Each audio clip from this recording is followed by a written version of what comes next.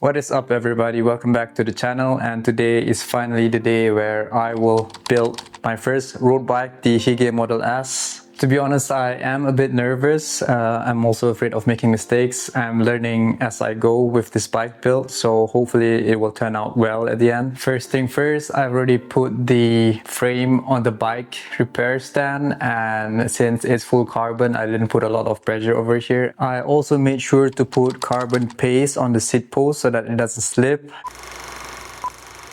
First thing I need to do is to cut the stereo tube, and to do that I need to put the fork and install the headset so that I could accurately measure the point where the stereo tube needs to be cut. Once I cut the stereo tube, there's no going back, so it's really important to measure accurately, and they always say measure twice, cut once.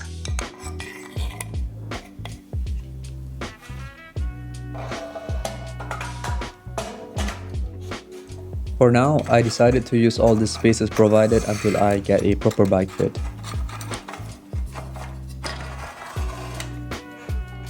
Once the handlebar is in place, we can mark the cutting line.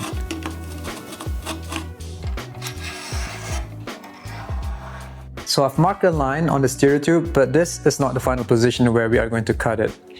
We need to consider at least the distance between the top cap and the stereo tube, as well as the compression plug. The compression plug that comes with the bike is a bit short, so I actually bought a longer one, and the lip of the compression plug is actually around 3mm, which we also need to consider when cutting the stereo tube. Taking into consideration 3mm of the compression plug, as well as the additional gap of 3mm we need to have between the top cap and the stereo tube, it means that we need to cut around 6mm below the line. And now we can finally cut the stereo tube, and for that I have this hacksaw I got from Top Pick, as well as a cutting guide from Tosik, and just to be safe, eye protection as well as mask to not inhale any of the carbon residue. So it seems like I successfully managed to cut the stereo tube.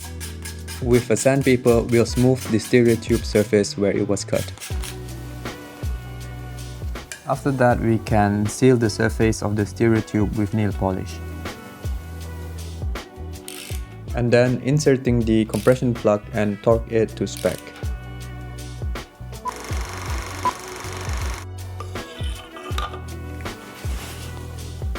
Before installing the fork, the cables first need to be routed in the frame. The wheel top brake calipers are already attached to the brake hose at one end, so I can also directly install the calipers onto the frame.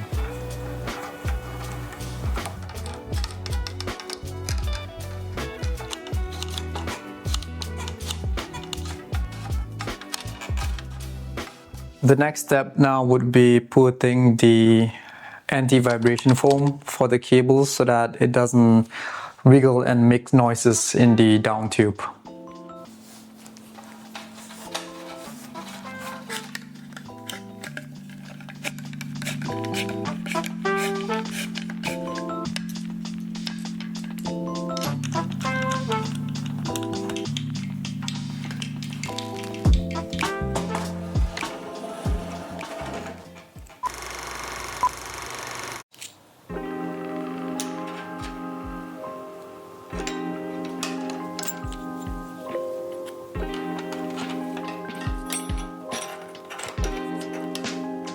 So I finally managed to install the fork as well as the spacers. It wasn't the easiest, but it was doable. And now comes the end boss, which is routing the cable into the integrated handlebar. And to do exactly that, I'm going to use this internal cable routing tool from Rider Ace.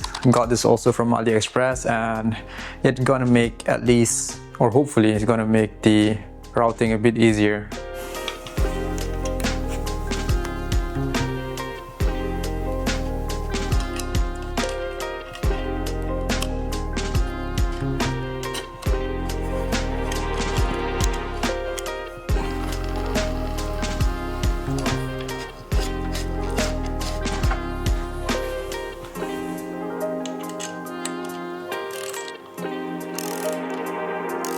The handlebar is finally on the bike. It wasn't easy, but yeah, managed to do it. And now I think we can move on to install the crankset.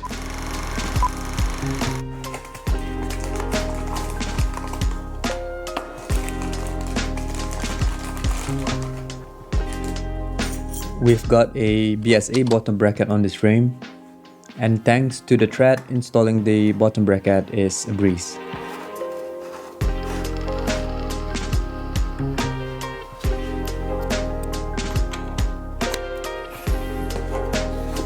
Bottom bracket is fully installed. Now let's get that crankset on.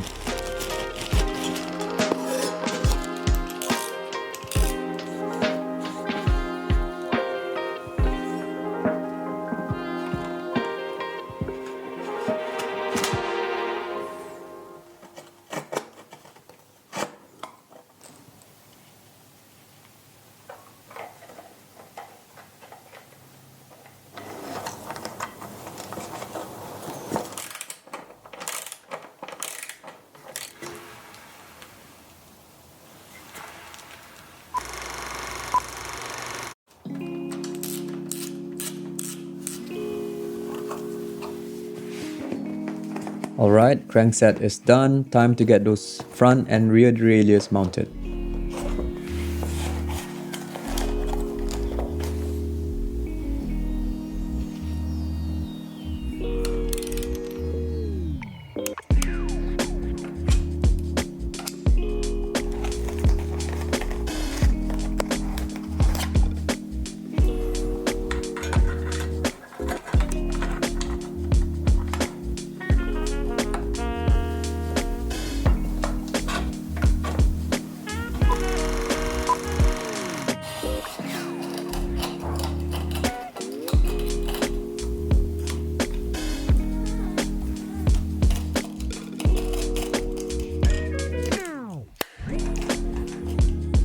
Installation of the derailleurs, the shifters, as well as the crankset is done. Now let's move on to the wheels.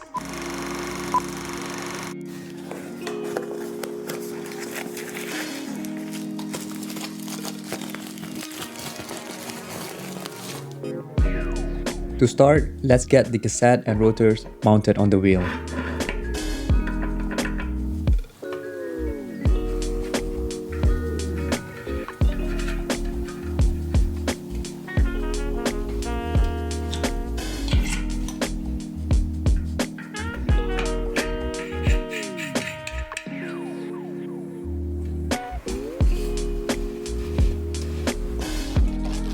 Even though I'm not running tubeless, having rim tip on the wheels is still a good idea.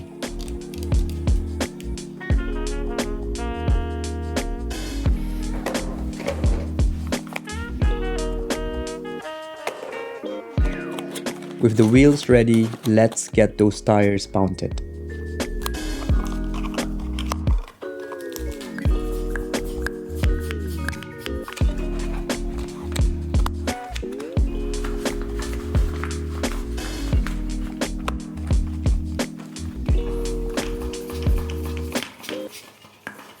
I actually thought that the handlebar was the hardest part of this build, but actually no.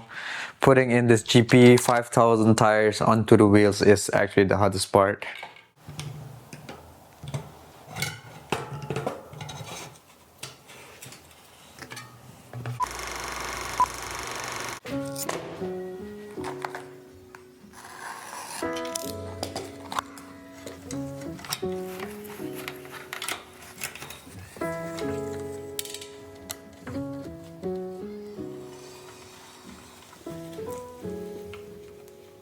Chains are typically supplied longer than required, meaning our first step is to accurately measure it. The method here is to wrap the chain around the largest chain ring and the largest cock by passing the derailleur and add 2 rivets and then snip it.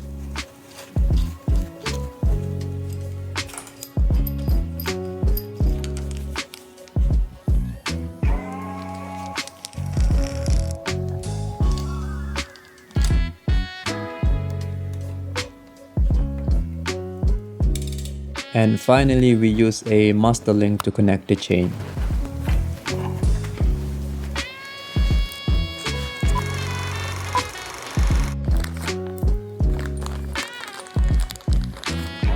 The next step is connecting the brake hose to the shifters. The brake hose is much longer than what we need, so we will need to trim it, but we also do not want to cut it too short.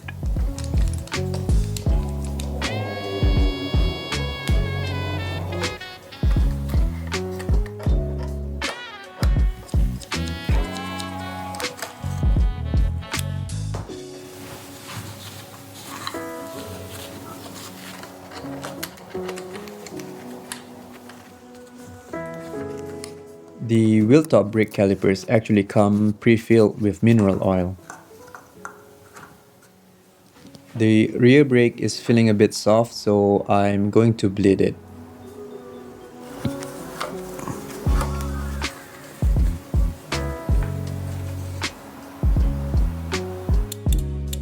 Now that it's done, it's time to get the wheels back onto the frame.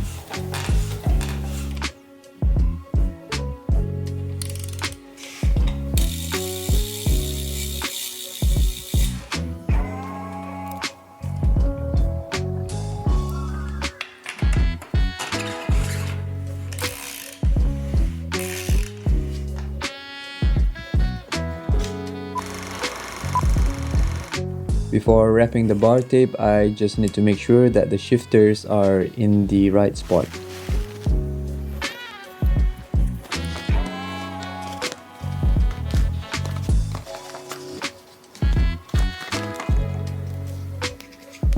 With everything in place, let's start carefully wrapping that bar tape.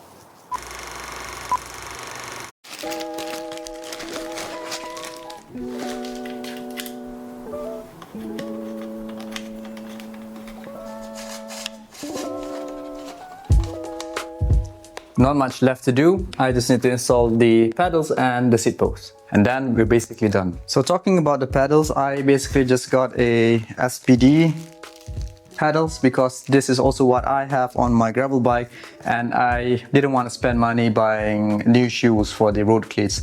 I also never tried the road pedals, the road cleats before, and if you guys think that it's worth an upgrade, let me know in the comment below.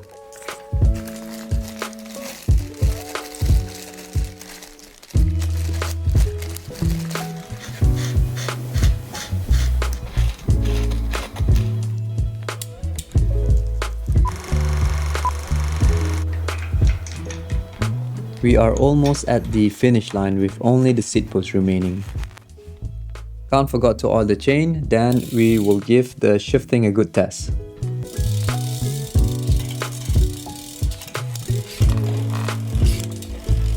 So far so good, everything shifts properly, but I might need to calibrate and fine-tune the gears later on. Alright everyone, finally it is done. All in all, I am quite satisfied on how it turned out to be. The build process wasn't as smooth as I hoped for it to be. Along the journey, I learned a lot of new things. I had to look at a lot of YouTube videos to learn on how to install some parts, but it was a very fun process for me. In the next video, I'm gonna do some sort of a retrospective on what went well and what went wrong, so that it might also help you guys in your bike building process. So if you're interested in that, hit that subscribe button. And if you enjoyed this video or this video provided some value to you, I do really appreciate some likes and comments. That's it for now. I'm gonna take this bike for a quick spin and I'll see you in the next video.